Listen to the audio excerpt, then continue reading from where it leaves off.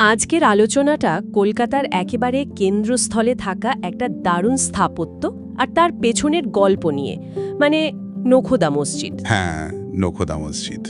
আমাদের কাছে যে সূত্রগুলো আছে সেগুলো থেকে আমরা এর ইতিহাস, এর স্থাপত্য আর এর গুরুত্বটা একটু বোঝার চেষ্টা করব। ঠিক।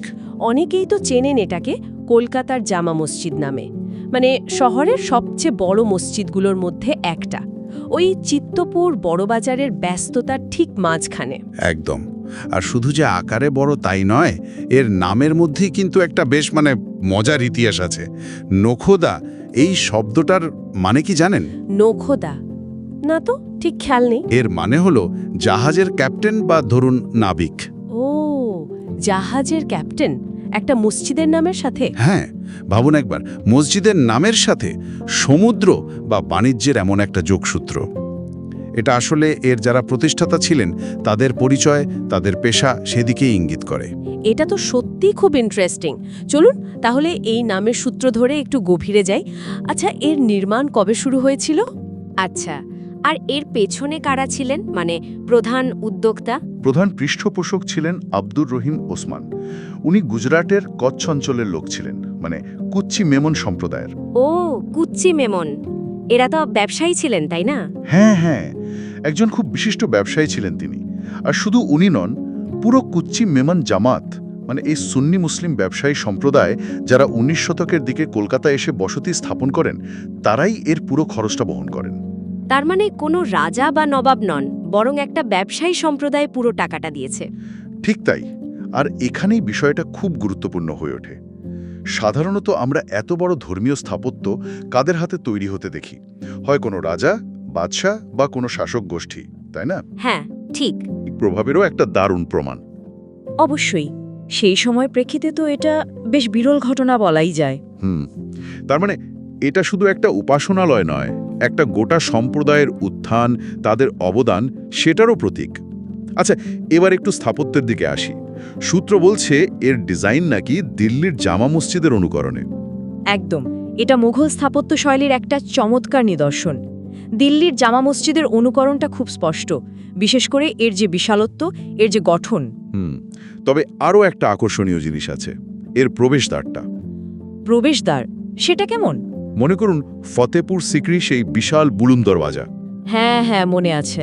অনেকটা সেটার আদলেই কিন্তু এই মসজিদের মূল গেটটা তৈরি করা হয়েছে। ও আচ্ছা, দারুণ তো। আর বানানো হয়েছে লাল বেলে পাথর আর মার্বেল দিয়ে। ভেতরে 3টি বিশাল গম্বুজ আছে আর 2টো উঁচু মিনার, প্রায় 1501 ফুট উঁচু। সব মিলিয়ে একটা বেশ রাজকীয় ব্যাপার।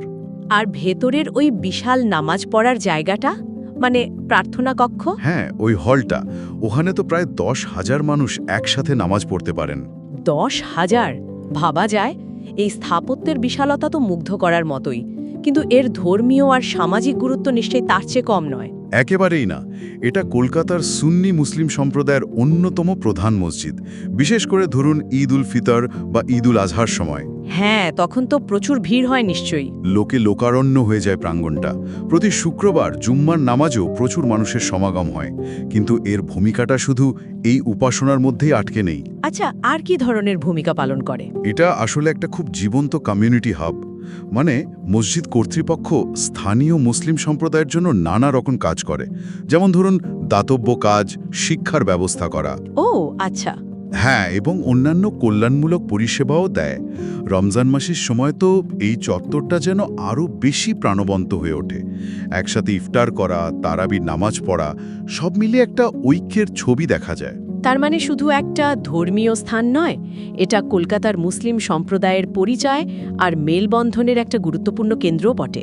একদম ঠিক। তাহলে সব মিলিয়ে যা দাঁড়ালো, নখোদা মসজিদ শুধু ইট পাথরের একটা বিশাল স্থাপত্য নয়, এর সঙ্গে জড়িয়ে আছে ইতিহাস, ব্যবসা বাণিজ্য, একটা সম্প্রদায়ের আশা আকাঙ্ক্ষা, আর অবশ্যই কলকাতার বহুস্তরীয় সংস্কৃতি। খুব সুন্দরভাবে বলেছেন। সংক্ষেপে বললে এই মসজিদটা এর বিশাল স্থাপত্যের জন্য তো বটেই, তার পাশাপাশি একটা ব্যবসায়ী সম্প্রদায়ের উদ্যোগ, তাদের ঐতিহ্য আর কলকাতার যে একটা বহু সাংস্কৃতিক পরিচয়, তার একটা অবিচ্ছেদ্য অংশ। আর ওই নখোদা নামটা? হ্যাঁ, ওই নামটা যেন বারবার মনে করিয়ে দেয় এর সেই বাণিজ্যিক আর সামুদ্রিক যোগসূত্রের কথা। মানে এর শিকড়টা কোথায়? আর সবচেয়ে গুরুত্বপূর্ণ বিষয় হল এটা আজও কিন্তু খুব সক্রিয়ভাবে সেই ধর্মীয় এবং সামাজিক কেন্দ্র হিসাবে নিজের ভূমিকা পালন করে চলেছে। একদম। আচ্ছা, এই পুরো আলোচনাটা শেষে একটা প্রশ্ন কিন্তু মাথায় আসছে, বলুন। যে কিভাবে একটা নির্দিষ্ট ব্যবসায়ী সম্প্রদায়ের উদ্যোগে তাদের অর্থায়নে তৈরি হওয়া একটা স্থাপত্য সময়ের সঙ্গে সঙ্গে একটা গোটা শহরের একটা বৃহত্তর জনগোষ্ঠীর কাছে তাদের সম্মিলিত ঐতিহ্য আর পরিচয়ের প্রতীকে পরিণত হতে পারে। এটা সত্যিই ভাবার মতো। বিশেষ করে কলকাতার মতো এমন একটা বৈচিত্র্যময় শহরে এর তাৎপর্যটা ঠিক কী, এটা নিয়ে কিন্তু ভাবনার অবকাশ রয়ে গেল।